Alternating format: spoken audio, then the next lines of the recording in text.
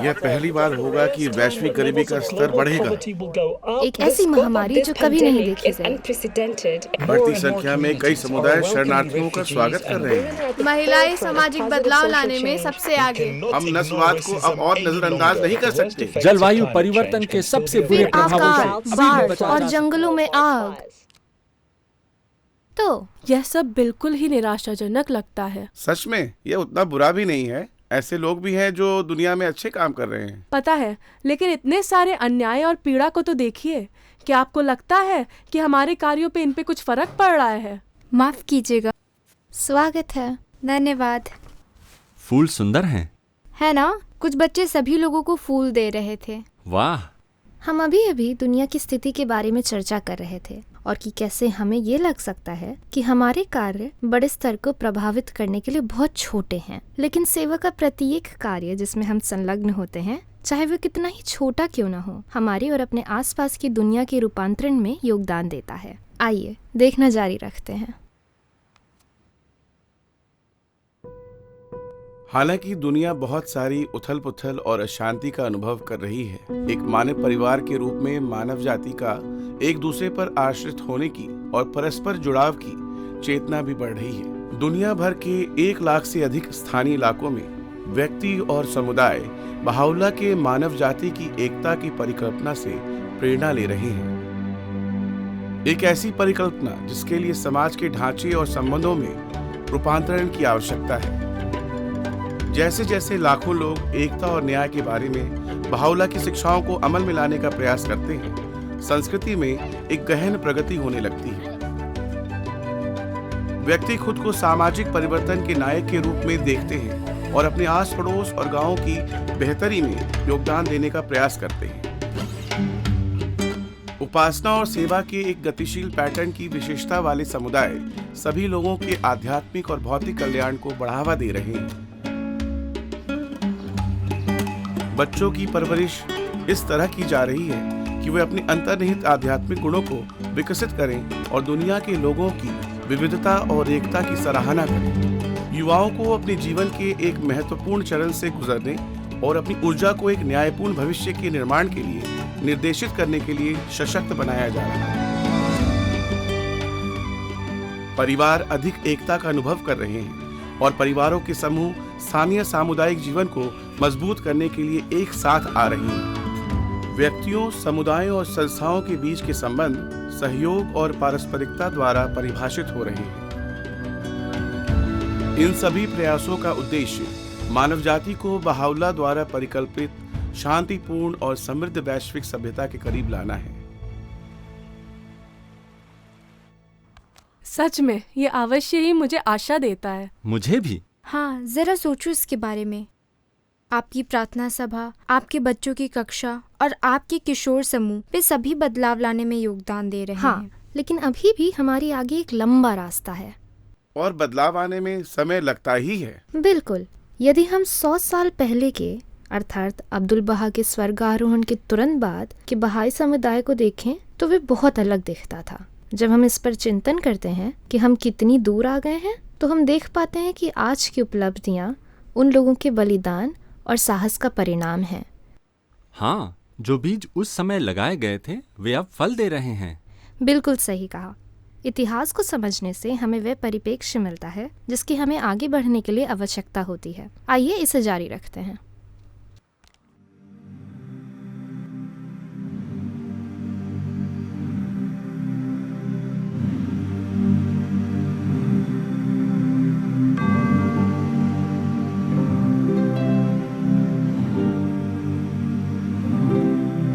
उस शहर ने ऐसी शव यात्रा पहले कभी नहीं देखी थी। 10,000 शोक मनाने वाले लोग, यहूदी, ईसाई और मुस्लिम धर्मों से, महिलाएं, पुरुष और बच्चे, अमीर और गरीब सभी अब्दुल बहा को श्रद्धांजलि देने के लिए एक साथ आए थे। अब्दुल बहा उन सभी के लिए एक स्नेही पिता के समान थे।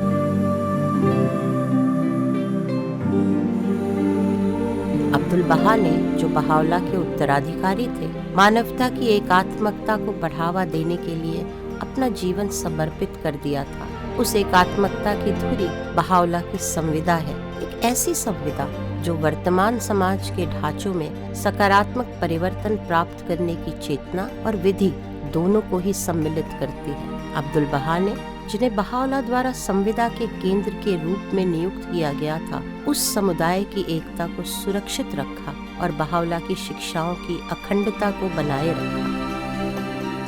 उनका अंतिम और महानतम उपहार उनकी इच्छा पत्र और वसीयतनामा था।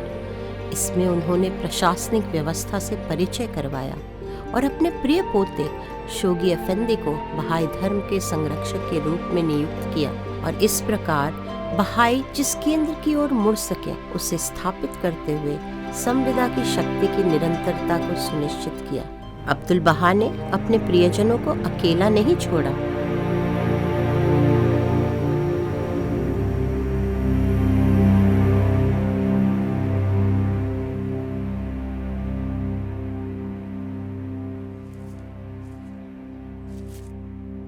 कभी कभी मैं बहुत अकेला महसूस करता हूँ। मैं जानता हूँ कि अब्दुल बहा मेरे साथ हैं, लेकिन आज मेरे मित्र फिर से हमारी कक्षा के उस नए लड़के के बारे में बुरा भला कह रहे थे। इस बार कुछ ना करने के बजाय मैंने उन्हें चुप होने को कहा, लेकिन फिर उन्होंने मेरा मजाक उड़ाना शुरू कर दिया।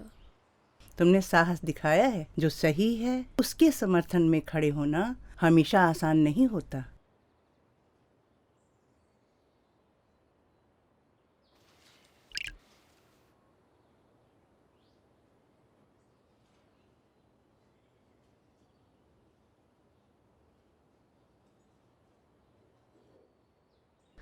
बहुत अकेलापन महसूस होता है।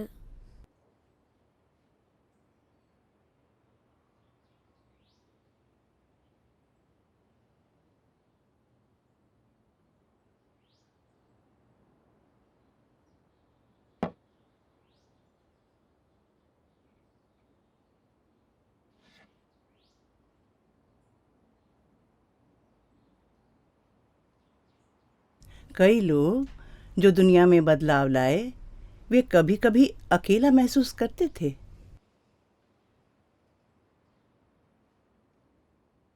शोगी अफेंदी केवल 24 वर्ष के थे जब उनके नाना अब्दुल बहा का स्वर्गवास हो गया।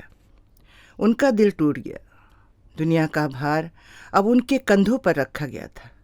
क्या तुम अंदाजा लगा सकते हो कि वे कितने विह्वल और कितने अकेले हो गए होंगे? वे अब प्रभु धर्म के संरक्षक थे। उनके ऊपर आध्यात्मिक और भौतिक रूप से समृद्ध सभ्यता की बहाउल्लाह की परिकल्पना को वास्तविकता में बदलने की जिम्मेदारी थी। उन्होंने उन लोगों के विरोध का भी सामना किया जिन्होंने उनकी नई भूमिका को स्वीकार नहीं किया। उनके नाना की बहन और बहाउल्लाह की पुत्री बहिया खानूम उनके लिए सांत्वना और शक्ति की स्रोत थी। उनके समर्थन के साथ और यह जानते हुए कि अब्दुल बहा हमेशा उनके साथ थे, शोगी अफेंदी ने धर्म संरक्षक की भूमिका के लिए खुद को समर्पित कर दिया।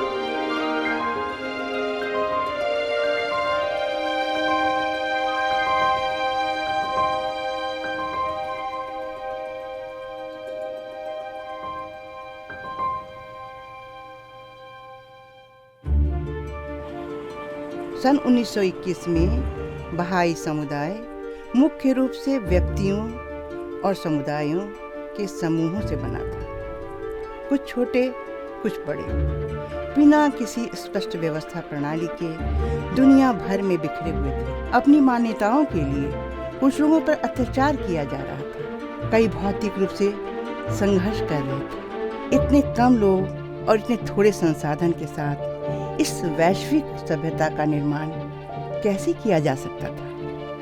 अवश्य ही ऐसी सभ्यता के निर्माण के लिए सभी की सचेतन रूप से भागीदारी की आवश्यकता होती है। प्रत्येक राष्ट्र और प्रत्येक समूह, बल्कि प्रत्येक व्यक्ति को इस विश्व सभ्यता के उद्भव के लिए जितना हो सके योगदान करने का अवसर मिलना चाहिए। उस समय बहाउल्लाह के संदेश के विषय में बहुत कम लोगों ने सुना था। इसे दुनिया के सभी लोगों के साथ कैसे साझा किया जा सकता था? इस वैश्विक परिकल्पना के निष्पादक उत्तरी अमेरिका के बहाइयों को संबोधित दिव्य योजना के पातियों के रूप में अब्दुल बहा ने प्रभु धर्म की वृद्धि और स्थापना के लिए विधान संग्रह प्रदान किया। इन पातियों में दुनिया के आध्यात्मिक पुनरुत्थान के और उस सभ्यता के उद्भव के बीच समाये हुए हैं।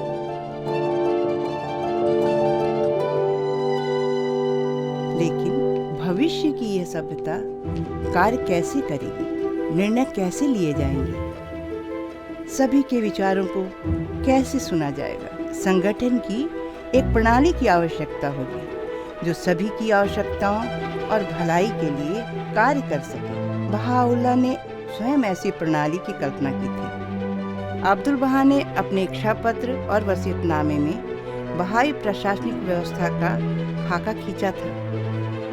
अब समय आ गया था कि शोगी अफेंदी इसका निर्माण करना प्रारंभ करें। अब्दुल बहा के स्वर्गारोहण के बाद और 1930 के दशक के महान आर्थिक मंदी के दौरान बहाइयों ने, जो हालांकि संख्या में कम थे, शोगी अफेंदी के निर्देशों का प्रेम और आस्था के साथ प्रत्युत्तर दिया। उन्होंने बहाउल्लाह की शिक्षाओं को दूसरों के साथ साझा करना जारी रखा और स्थानीय आध्यात्मिक सभाओं का गठन करना शुरू किया।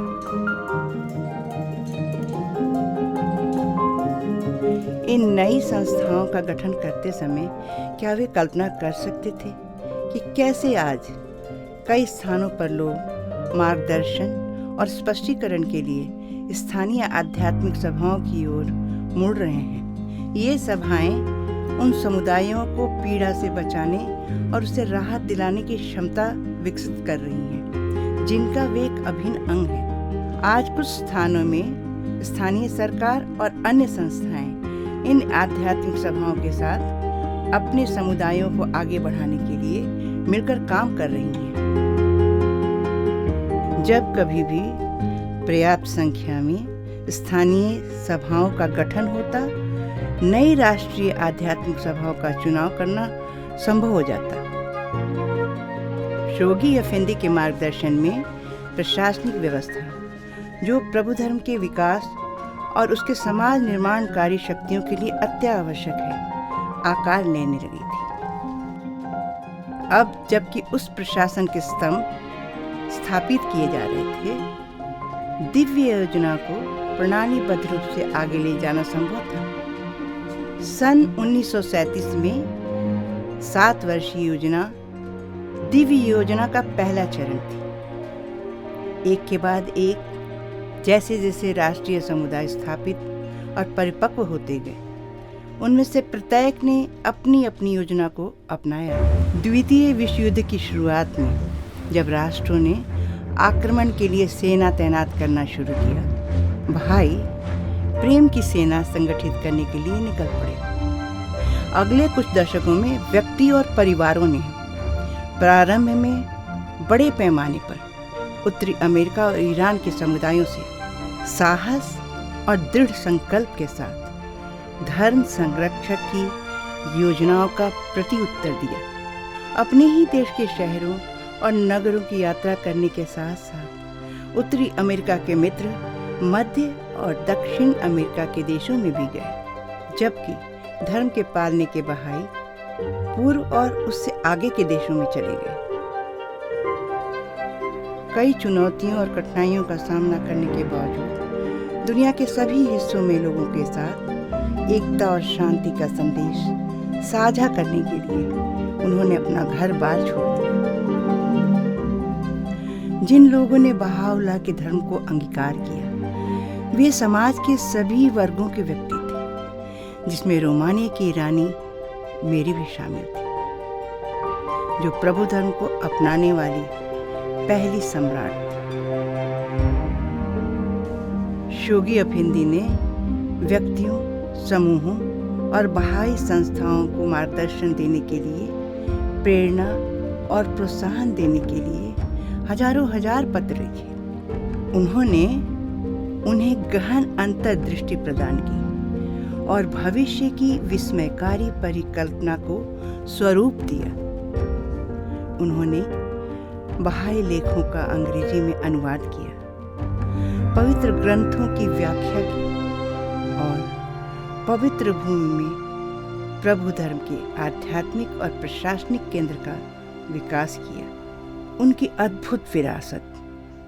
हालांकि शोगी अफेंदी को मार्गदर्शन और सुरक्षा प्राप्त थी, इसका मतलब ये नहीं कि उन्होंने यातनाएं नहीं सही। उन्होंने भी गंभीर दुख और निराशा के पल बिताए। उन्होंने उन पलों में क्या किया? उन्होंने प्रार्थना की और फिर कार्य किया, ये जानते हुए कि अब्दुल बहा हमेशा उनकी मदद कर रहे थे। मैं भी प्रार्थना करूंगा और कल मैं उस नए लड़के के साथ दोस्ती करूंगा।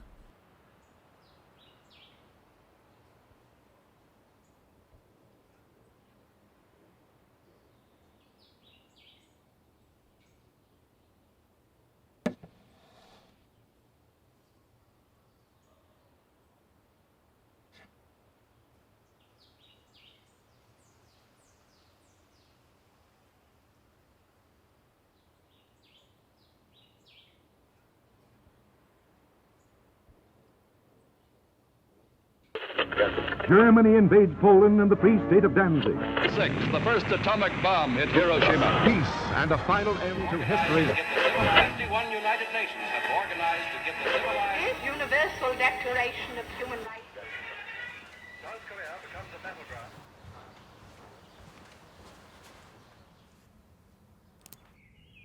क्या देख रहे थे तुम? यह स्कूल के लिए है। हम सब 1940 और 50 के दशक का अध्ययन कर रहे हैं। मैं खुश हूं कि उस समय मैं पैदा नहीं हुआ था। वह इतिहास का एक अंधकारमय समय था, लेकिन रोशनी की झलक भी दिख रही थी।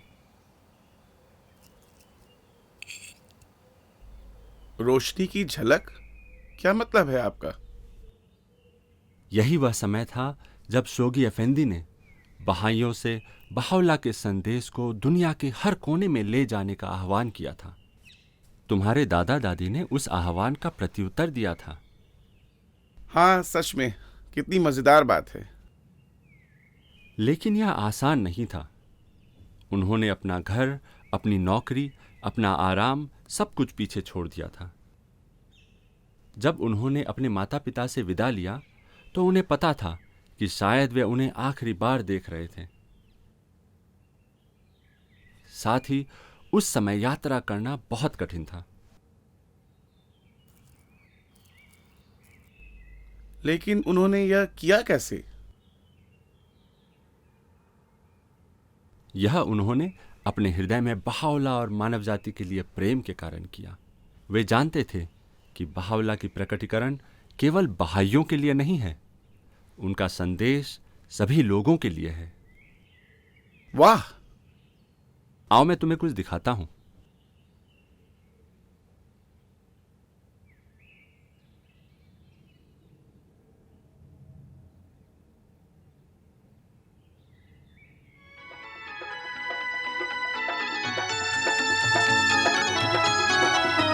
प्रभु ने फिर प्यासी धरती पर,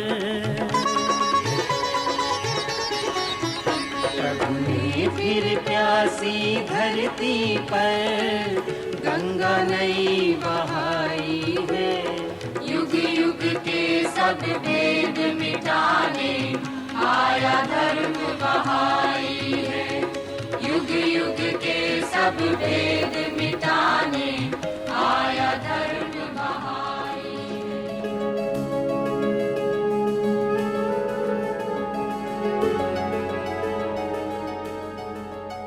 सन 1953 तक बहाई समुदाय की क्षमता इतनी बढ़ गई थी कि शोगी अफेंदी अब पहली वैश्विक सामूहिक योजना का आह्वान कर सकते थे। एक 10 वर्षीय विश्वव्यापी आध्यात्मिक उद्यम का आह्वान, जिससे अब्दुल बहा की दिव्य योजना और आगे बढ़ी।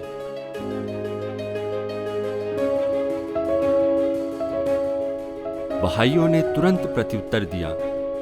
युवा और वृद्ध, अमीर और गरीब, कमजोर और स्वस्थ, अविवाहित या परिवार वाले, सब कुछ पीछे छोड़कर बहाउल्लाह की शिक्षाओं को सभी के साथ साझा करने के लिए ऐसे स्थानों के लिए निकल पड़े जिसके बारे में उन्होंने कभी सुना भी नहीं था।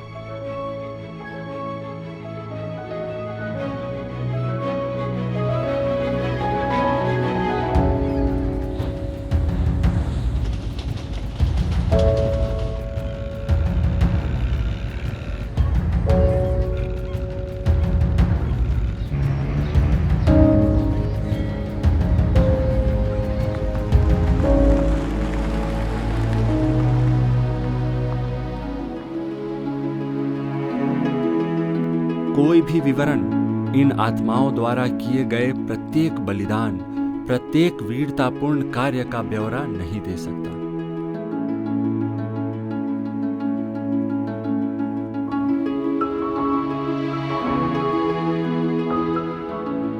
जिन लोगों से वे मिले, उनमें से कई ऐसी शिक्षाओं के लिए तरस रहे थे और जल्द ही वे एक साथ दुनिया की बेहतरी के लिए कार्य करने लगे।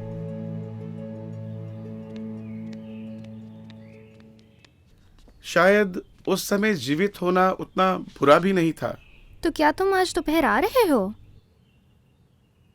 मैं इस तरह की चीजों में ज्यादा अच्छा नहीं हूँ, उन लोगों से बात करने में जिन्हें मैं जानता नहीं हूँ। वे अजनबी नहीं हैं, वे हमारे पड़ोस के लोग हैं। हाँ, लेकिन सब इतने व्यस्त हैं, मुझे नहीं लगता कि वे इस प्रकार की बातचीत करने में रुचि रखते हैं। और साथ ही मैं किसी पर थोपना नहीं चाहता। इसका उद्देश्य किसी से भी अपनी बात मनवाने की कोशिश करना नहीं है। इसका उद्देश्य सुनना और ये अन्वेषण करने के लिए एक मंच तैयार करना है कि हम अपने आस पड़ोस की प्रगति में मदद करने के लिए मिलकर कैसे काम कर सकते हैं। क्या तुम्हें लगता है कि एक वार्तालाप वास्तव में कुछ बदल सकता है? 10 वर्षीय योजना के बारे में सोचो। उस समय के दौरान इस तरह की हजारों वार्तालाप हुए और उनके कारण बड़े बदलाव आए। मैंने हाल ही में एक अद्भुत वीडियो देखा है जिसमें हम देखते हैं कि कैसे अर्थपूर्ण वार्तालाप एक व्यक्ति के जीवन में बदलाव ला सकती है। मेरा जन्म सन 1921 में जर्मनी में हुआ था। द्वितीय विश्व युद्ध के अंत में मैं इटली में युद्ध बंदी बन गई। जेल में हमारी चर्चा अक्सर जीवन के अर्थ और धर्म के इर्द गिर्द होती थी। मेरा मन मस्तिष्क नए विचारों के प्रति ग्रहणशील होने लगा। जर्मनी लौटने के तुरंत बाद मैं अपने होने वाले पति से मिली। उन्होंने उत्तरी अफ्रीका में एक बख्तरबंद डिवीजन के साथ कार्य किया था। धर्म की एकात्मकता और मानव जाति की एकता पर बहाउल्लाह की शिक्षाओं के बारे में सीखते हुए बहाइयों के एक समूह के साथ हमारी मित्रता हो गई। यह एक ऐसा संदेश था जो हमारे लिए सच में असाधारण था। हमें बहाई बनने में ज्यादा समय नहीं लगा। सन 1957 में हम तीर्थ यात्रा पर गए और प्रिय धर्म संरक्षक से मिले। जब उन्हें पता चला कि मेरे पति ने अफ्रीका में युद्ध लड़ा था तो उन्होंने उन्हें इस बार प्रेम के संदेश के साथ लौटने के लिए प्रोत्साहित किया। 5 जुलाई 1959 को अपने 6 बच्चों के साथ हम सख्त रंगभेद नीति के समय में दक्षिण पश्चिम अफ्रीका पहुंचे। अलग अलग नस्लों के लोगों के लिए मित्रता करना मना था, जो कि हमें खुलेआम इकट्ठा होने की अनुमति नहीं थी। इसलिए हम बहाउल्लाह के लेखों का अध्ययन करने के लिए अपने घरों में बैठक रखते थे। इतनी कठिनाइयों के बावजूद हम कृतज्ञ थे कि हम एक साथ हैं। कुछ साल बाद पहली स्थानीय आध्यात्मिक सभा का चुनाव हुआ। यह नामीबिया में बहाई प्रशासन की शुरुआत थी। ठीक है, मैं आज दोपहर आपके साथ आऊंगा। बढ़िया। क्या तुम सब जानते हो कि उस समय की कहानी सिर्फ सफलता की ही नहीं है, हर जीत के साथ कई संकटों का भी सामना करना था। किस तरह के संकट? जैसे सन 1957 में फ्लू की महामारी थी। शोगी अफेंदी लंदन में थे और बीमार पड़ गए। उनका अचानक और अकस्मात निधन हो गया। पूरे बहाई जगत के लिए यह एक अकथनीय सदमा था और यह 10 वर्षीय योजना के ठीक बीच में घटित हुआ। लेकिन हालांकि शोगी अफेंदी का निधन हो गया था, उन्होंने जिस प्रक्रिया का प्रारंभ किया था वह जारी रही। आओ मैं तुम्हें कुछ दिखाती हूँ।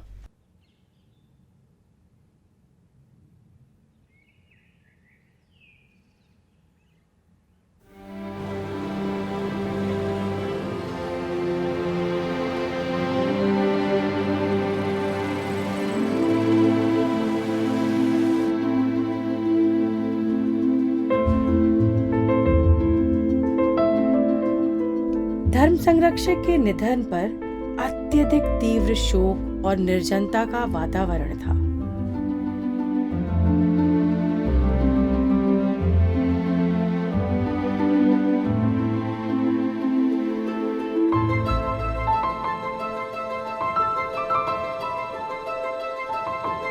यह बहाई समुदाय के लिए भी अनिश्चितता का समय था। उनके कार्य को कैसे निर्देशित किया जाएगा, उनको मार्गदर्शन कैसे प्राप्त होगा।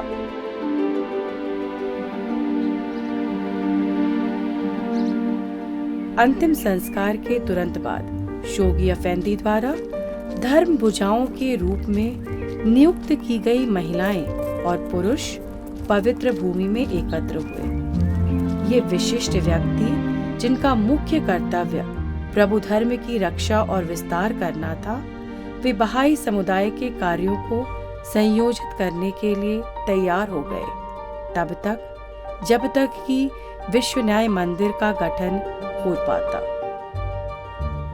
एकता बनाए रखने में संविदा की शक्ति धर्म भुजाओं के प्रति इस समुदाय की अटूट निष्ठा में स्पष्ट दिख सकती थी।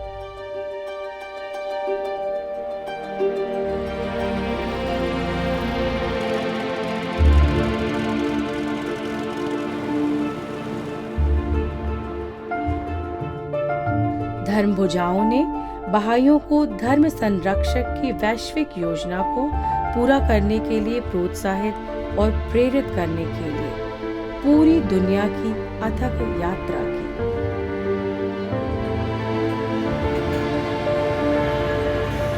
Baba Mungu wa mapenzi, Nisamehe dhambi zangu, mimi ni kipofu masikini mbele yako. Baba Mungu wa mapenzi, Nisamehe dhambi zangu, mimi ni kipofu masikini mbele yako. Bahaula asifiwe, Bahaula asifiwe, Bahaula asifiwe, mkombozi wa dunia. Bahaula asifiwe, Bahaula asifiwe, Bahaula asifiwe, mkombozi wa dunia.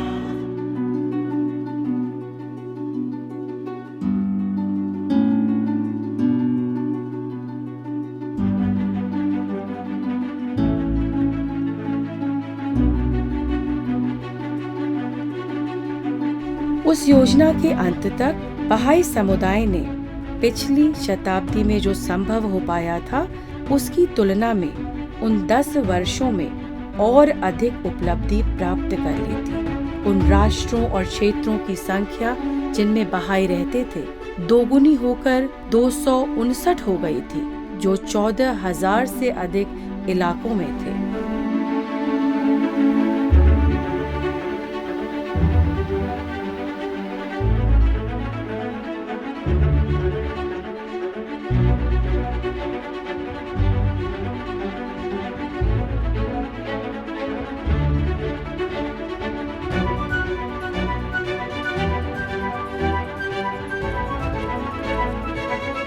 छप्पन राष्ट्रीय आध्यात्मिक सभाएं स्थापित हो गई थी और हजारों स्थानीय आध्यात्मिक सभाएं दुनिया भर के समुदायों के कल्याण में सहायता कर रही थी।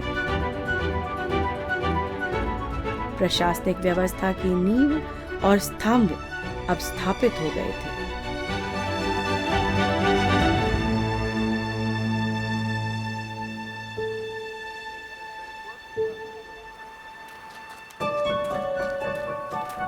21 अप्रैल 1963 को दुनिया भर से 56 राष्ट्रीय सभाओं के सदस्य बहाई धर्म के अंतर्राष्ट्रीय शासी निकाय विश्व न्याय मंदिर का चुनाव करने के लिए हाइफा में अब्दुल बहा के घर में एकत्रित हुए। यह अत्यंत महत्वपूर्ण घटना बगदाद में बहाउल्लाह की घोषणा के ठीक 100 वर्ष बाद हो रही थी।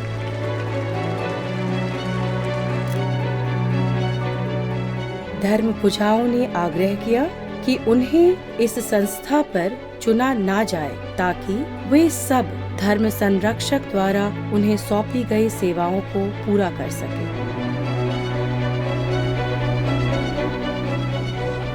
बहाउल्लाह ने अपनी विधानों की पुस्तक किताब अक़दस में विश्व मंदिर के गठन का विधान किया था। अब्दुल बहा ने अपनी इच्छा पत्र और वसीयतनामे में इसके प्राधिकार की पुष्टि की थी और धर्म संरक्षक ने बहाई जगत को इसके चुनाव के लिए तैयार करने के लिए 3 दशकों से अधिक समय समर्पित किया था।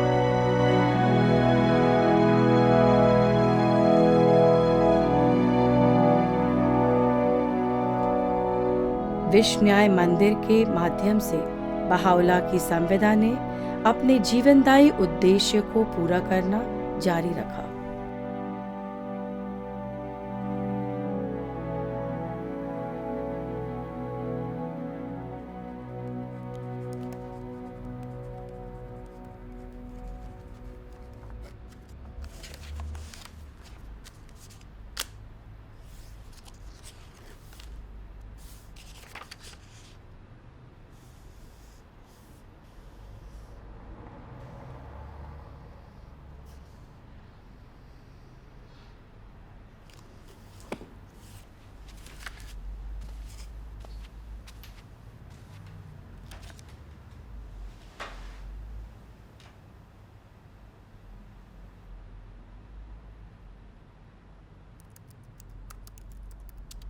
ये अगले 3 दशक उथल पुथल भरे और रचनात्मक वर्ष थे।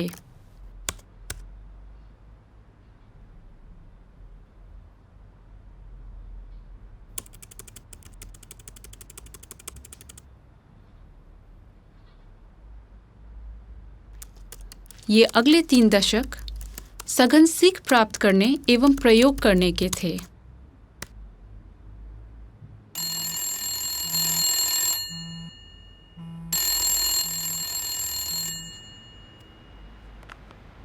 नमस्ते आशा, मैं ठीक हूँ, शुक्रिया। बस ग्रीष्मकालीन शिविर के लिए अपनी प्रस्तुति पर काम कर रही हूँ। अच्छा चल रहा है। कौन सा आमंत्रण?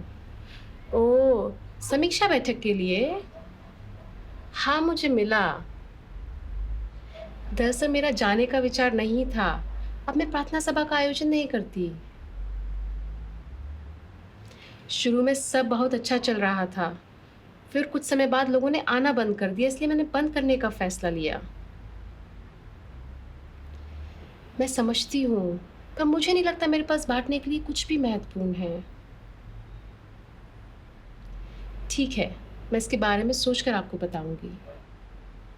बाय आशा।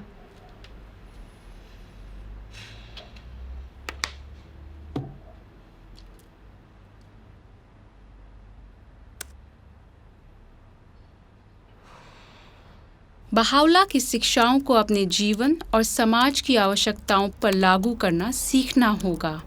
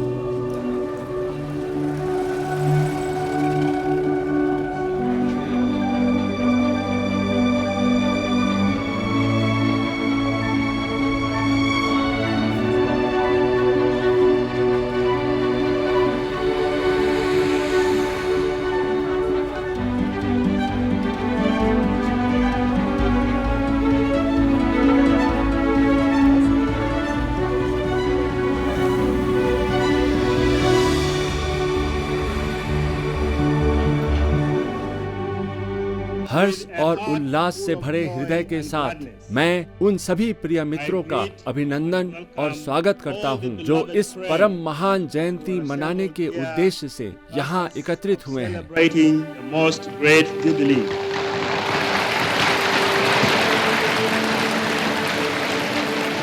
इस कमरे में हमारे साथ दुनिया के सभी महाद्वीपों के लोग हैं। यहाँ कई आदिवासी पृष्ठभूमि के, अनेकों धार्मिक पृष्ठभूमि के लोग हैं। यह प्रेम का धर्म है। Religion of love.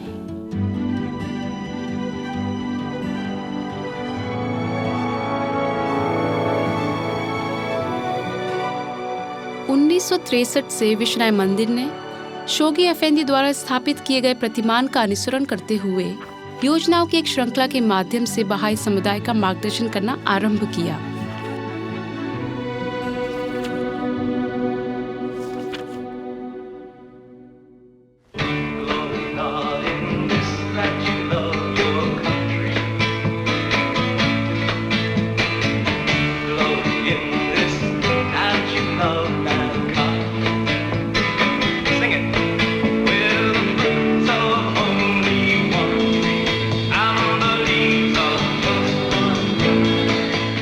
अगले दशकों में बहाइयों ने उत्साह और समर्पण के साथ बहावला की मानव जाति की एकता की परिकल्पना को पृथ्वी के कोने कोने तक पहुंचाना जारी रखा। प्रबुधर्म की शिक्षाओं को साझा करने के दौरान कलात्मक अभिव्यक्ति फली फूली। संगीत, नृत्य एवं नाट्य कला ने दिलों को छुआ और आत्माओं को आकर्षित किया।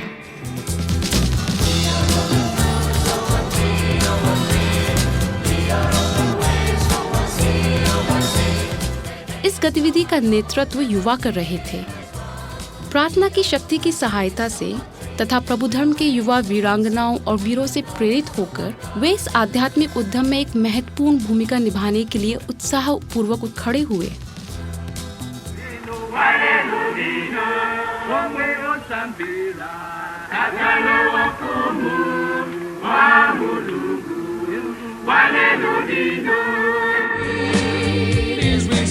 UNITY in a beautiful land, the sea, the sky. It's the race for time, the time, the place. To see we're one family, it's the human race.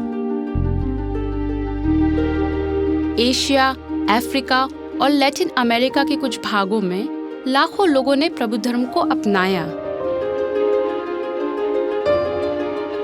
इसी अवधि में प्रथम राज्य प्रमुख समोआ के मलितोआ तानुमाफिली द्वितीय बहाई बने। 30 वर्षों की अवधि के दौरान राष्ट्रीय सभाओं की संख्या 3 गुना बढ़कर 174 हो गई, जिससे उस प्रशासनिक व्यवस्था का और अधिक निर्माण हुआ जो शोगी अफेंदी ने विकसित की थी, और वह नींव मजबूत हुई जिस पर एक विश्व आलिंगनकारी सभ्यता की बहावला की परिकल्पना साकार हो सकती थी।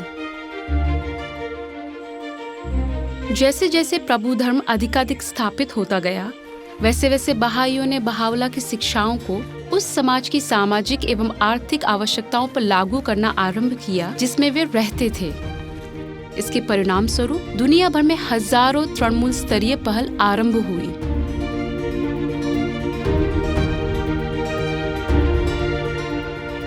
शिक्षा, स्वास्थ्य, साक्षरता और कृषि के क्षेत्रों में सैकड़ों दीर्घकालीन परियोजनाओं ने जन्म लिया।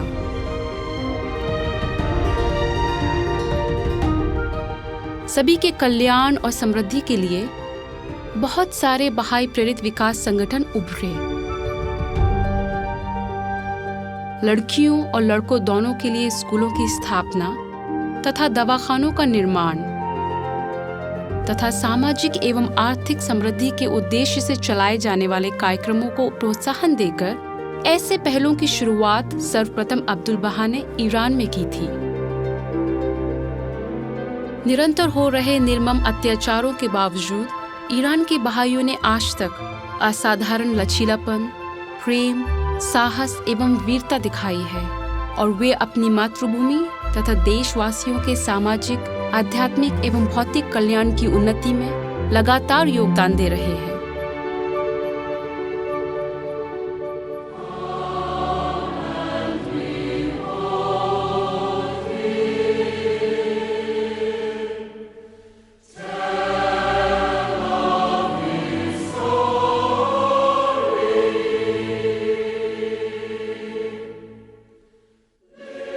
1990 के दशक तक विश्वव्यापी बहाई समुदाय की जातीय व सांस्कृतिक विविधता बहुत समृद्ध एवं उसका स्वरूप रूपांतरित हो चुका था।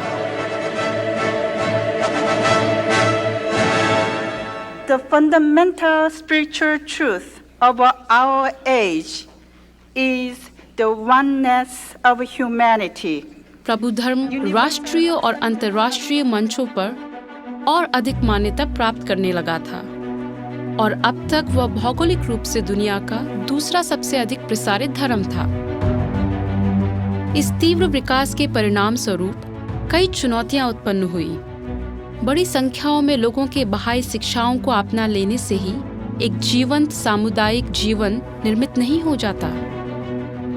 बहावला के प्रकटीकरण में लाखों लोगों का दृढ़ीकरण जारी रखने की कोशिश मानव संसाधनों के लिए अत्यधिक कठिन साबित हुई और जैसे जैसे प्रभु धर्म में प्रवेश करने वालों या उसकी गतिविधियों में संलग्न होने वालों की विविधता बढ़ी, वैसे वैसे ऐसी प्रक्रियाओं की जरूरत और अधिक स्पष्ट हो गई जो एकता का निर्माण करती है। असंख्य पीढ़ियों से विरासत में प्राप्त होने वाले गहरे जमे हुए पूर्वाग्रहों को दूर करने के लिए सचेत एवं सतत प्रयासों की आवश्यकता थी। कई प्रश्न उठे, कैसे एक पुरुष प्रधान असंतुलित दुनिया में महिलाओं को समान रूप से अभिव्यक्त करने का अधिकार दिया जाए? कैसे बच्चों की बड़ी संख्याओं की शैक्षणिक आवश्यकताओं को सुव्यवस्थित तरीके से साधा जाए? तेजी से बढ़ते हुए समुदायों की जरूरतों का स्थानीय सभाएं कैसे प्रबंध करें? इन तत्काल चुनौतियों को संबोधित करने के लिए क्षमता निर्माण करने वाले शिक्षण प्रयासों की प्रगति कैसी होगी? इस स्थिति ने बहाई विश्व को सीखने की एक ऐसी सघन प्रक्रिया में लगा दिया जिसमें कई नई रणनीतियों, पद्धतियों और कार्य प्रणालियों का परीक्षण किया गया। इस प्रक्रिया का मार्गनिर्देशन करने में सलाहकारों की संस्था ने निर्णायक भूमिका निभाई। विश्व न्याय मंदिर ने इस संस्था का सृजन धर्म बुझाओं के कार्यों को आगे बढ़ाने के लिए किया। इसके माध्यम से अब एक ऐसी व्यवस्था मौजूद है जिसके द्वारा एक स्थान से प्राप्त सीखों का तेजी से विश्लेषण कर उन्हें संपूर्ण बहाई समुदाय के साथ साझा किया जा सकता है और विश्वव्यापी परामर्शों को समृद्ध बनाया जा सकता है। अनवरत चलने वाली क्रिया को उत्प्रेरित किया जा सकता है, क्षमता निर्माण किया जा सकता है और आत्मविश्वास प्रेरित किया जा सकता है। आज महाद्वीपीय सलाहकार मंडलों और उनके सहायकों के साथ मिलकर अंतर्राष्ट्रीय शिक्षण केंद्र ने सीख के इस प्रवाह को प्रोत्साहन देना और आगे बढ़ाना जारी रखा है।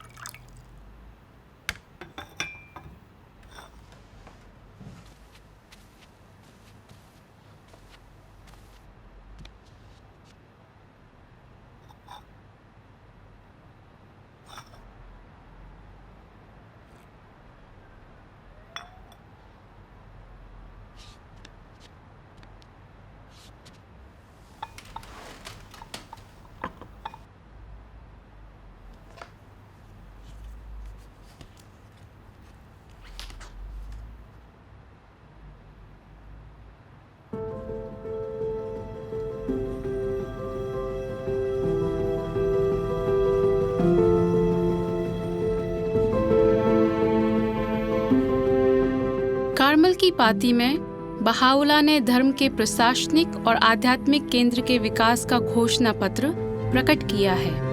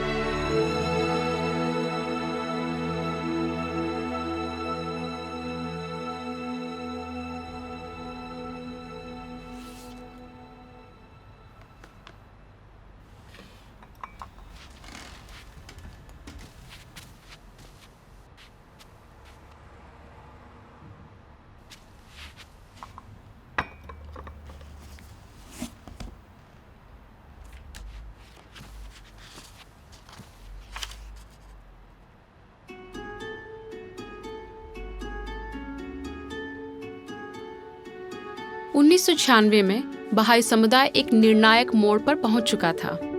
विश्व के कुछ क्षेत्रों में समुदाय के तृणमूल स्तरों पर प्राप्त किए गए कई वर्षों के अनुभव के बाद विश्वनय मंदिर ने असीम क्षमताओं के साधन प्रशिक्षण संस्थानों के एक संजाल की स्थापना करने का आह्वान किया। इससे प्रत्येक जन समुदाय में स्वयं अपनी आध्यात्मिक, सामाजिक और भौतिक उन्नति का कार्यभार संभालने की क्षमता विकसित करने की एक प्रक्रिया आरंभ हुई।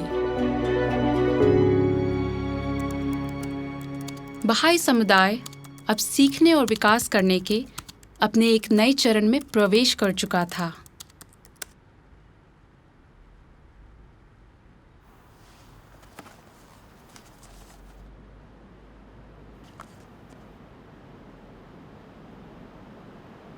नमस्ते आशा।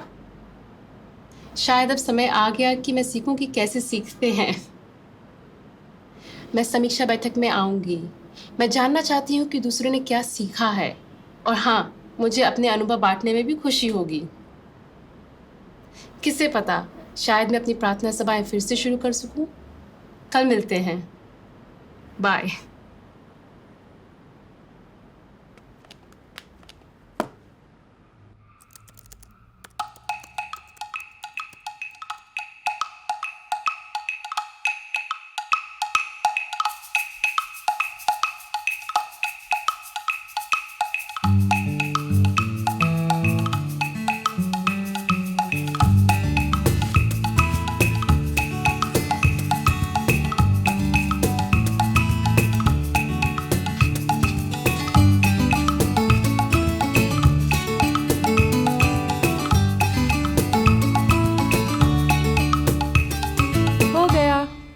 बहुत खूबसूरत। बच्चे इसको बहुत पसंद करेंगे। नमस्ते। कल मिलते हैं। यदि 6 महीने पहले मुझसे किसी ने कहा होता कि मैं यहाँ बैठकर अपने आस पड़ोस के बच्चों के लिए कागज़ के फूल बना रही होती, तो मैं उन पर विश्वास ही ना करती। सच कहूँ तो बहाइयों से मिलने के पहले मुझे बच्चों को पढ़ाने की कोई अनुभव ही नहीं थी, और मैंने कभी ये सोचा भी नहीं था कि मैं अपने ही समुदाय में सेवा दे पाऊंगी। कितनी खुशी की बात है कि तुम इस कक्षा में मदद कर रहे हो। यह भी अच्छा है कि हम मिलकर कक्षा के लिए तैयारी कर पा रहे हैं। हाँ, सच में जब से हमने ये नियमित बैठकें शुरू की हैं, अपनी कक्षा के लिए मुझे बहुत सारे विचार आए हैं।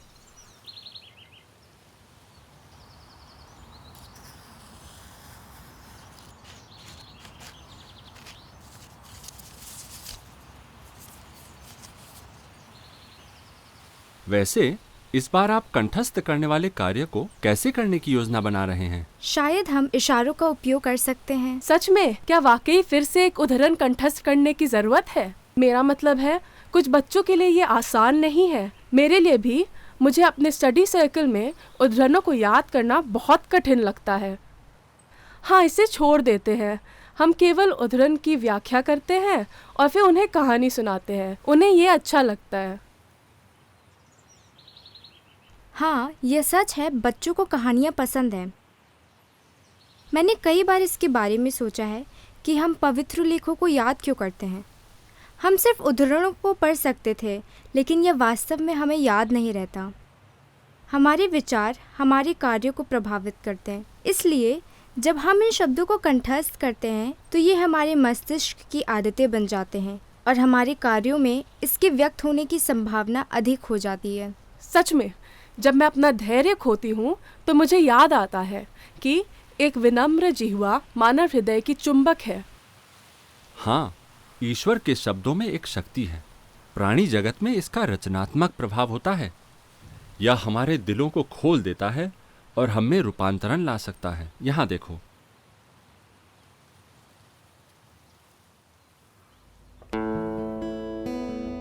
प्रशिक्षण संस्थान के सभी पाठ्यक्रमों के केंद्र में रचनात्मक शब्द है। जैसे जैसे लोग इन पाठ्यक्रमों में भाग लेते हैं, वे बाह्य शिक्षाओं के बारे में अपनी समझ को गहरा करते हैं और अपने गांव और आस पड़ोस की आध्यात्मिक और भौतिक जरूरतों को पूरा करने की क्षमता विकसित करते हैं। प्रशिक्षण संस्थान की अवधारणा कोई नई नहीं है।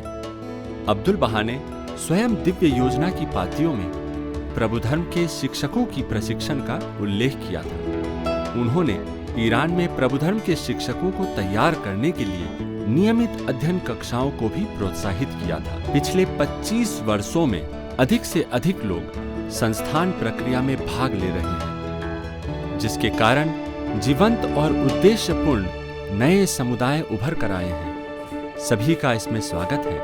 व्यक्ति, संस्थाओं और समुदाय के बीच संबंधों की एक नई समझ आई है और यह कि कैसे एक बेहतर दुनिया के निर्माण में उनकी भूमिकाएं पूरक हैं। व्यक्ति स्वयं को परिवर्तन के नायक के रूप में देखते हैं, जो अपने खुद के आध्यात्मिक विकास के लिए जिम्मेदार होते हैं, साथ ही समाज के विकास में योगदान करते हैं। संस्थाएं पोषित करते हैं, प्रोत्साहन और मार्गदर्शन करते हैं और इस तरह विश्वास और समर्थन का वातावरण का निर्माण करते हैं। सेवा और उपासना इन जीवंत समुदायों के केंद्र में है। जीवन के इन दो आवश्यक और अविभाज्य पहलुओं को मशरिकुल अजकर की संस्था में एक साथ जोड़ा गया है, जो ईश्वर की स्तुति का उदय स्थल है।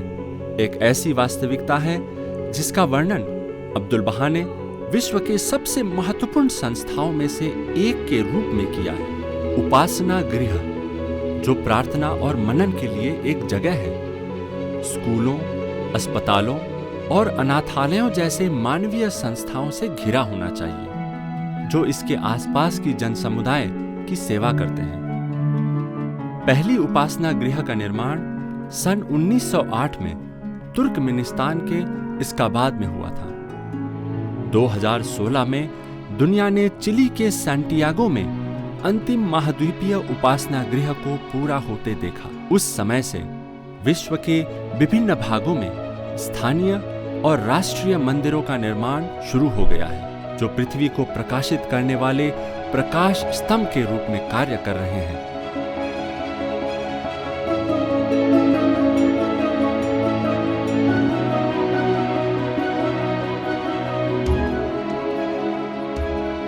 जिन क्षेत्रों में प्रशिक्षण संस्थान की जड़ें मजबूत हैं, वहां सामाजिक क्रिया के प्रयास उभर रहे हैं। भौतिक प्रगति के उद्देश्य से किए गए यह प्रयास सामाजिक परिस्थितियों में सुधार लाने के लिए आध्यात्मिक सिद्धांतों को लागू करने पर आधारित हैं।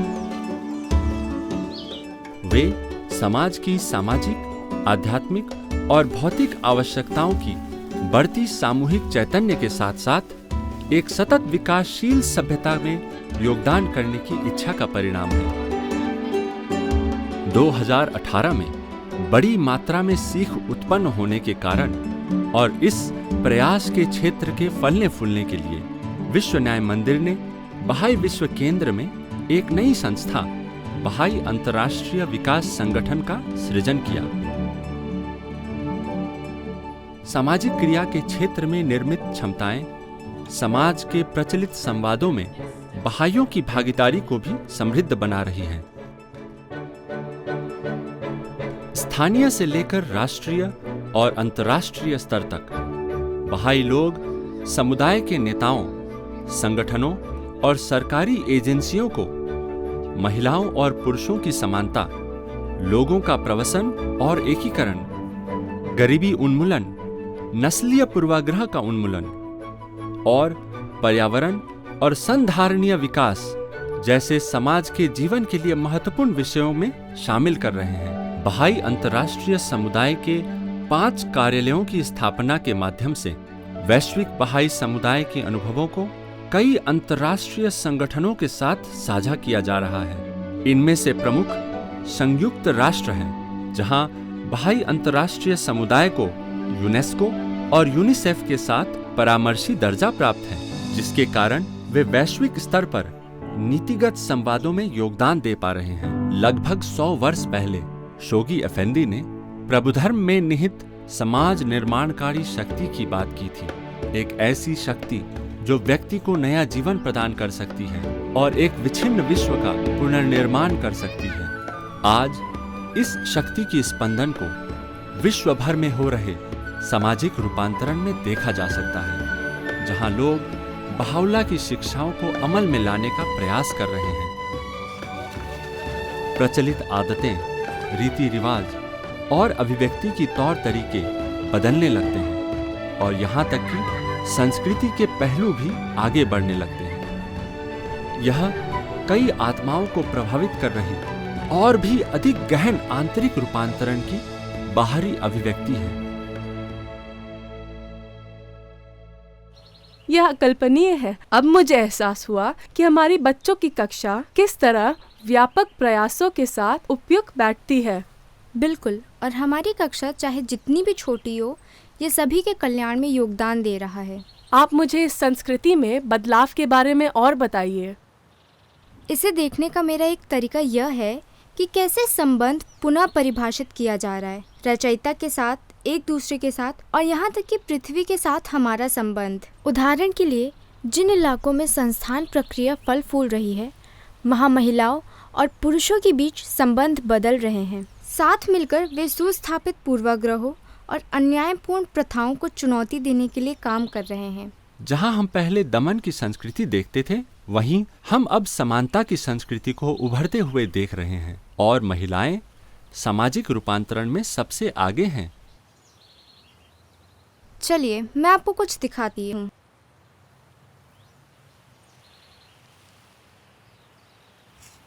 यह कहानी युगों युग पुरानी है।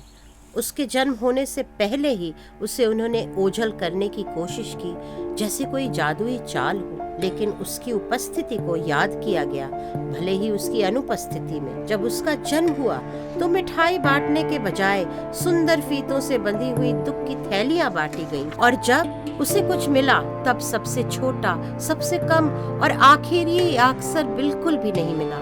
भोजन, आराम, शिक्षा, सम्मान। यदि वह स्कूल गई तो उसे सावधान रहना पड़ता था कि वह बहुत अधिक न सीखे, बहुत अधिक न बोले, बहुत अधिक दिखाई न दे।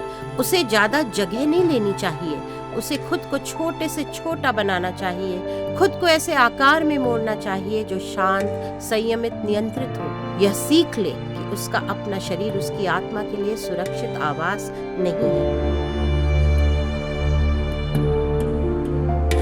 लेकिन अब इस नए प्रकटीकरण के साथ एक नई कहानी लिखी जा रही है, एक ऐसी कहानी जो अतीत की सभी कहानियों को सुलझाती है, ऐसी कहानी जिसमें महिलाएं पुरुषों के साथ कंधे से कंधा मिलाकर खड़ी हैं। उनके जन्म के पहले ही एक नई आत्मा की प्रत्याशा में उत्सव मनाया जाता है।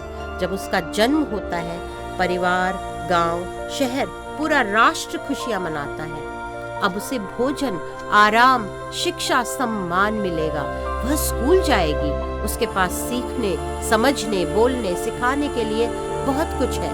वह बढ़ेगी और बहुत बढ़ेगी। वह सांस ले पाएगी और वह सपने देख पाएगी और वह करेगी और उसे पता होगा कि उसकी आवाज में शक्ति है। वह उठेगी, वह शांत, संयमित, नियंत्रित आकृतियों से बदलकर प्रकाश में आएगी जब तक उसका परिवार, उसका गांव, उसका शहर, उसका राष्ट्र भी नहीं खिल जाए।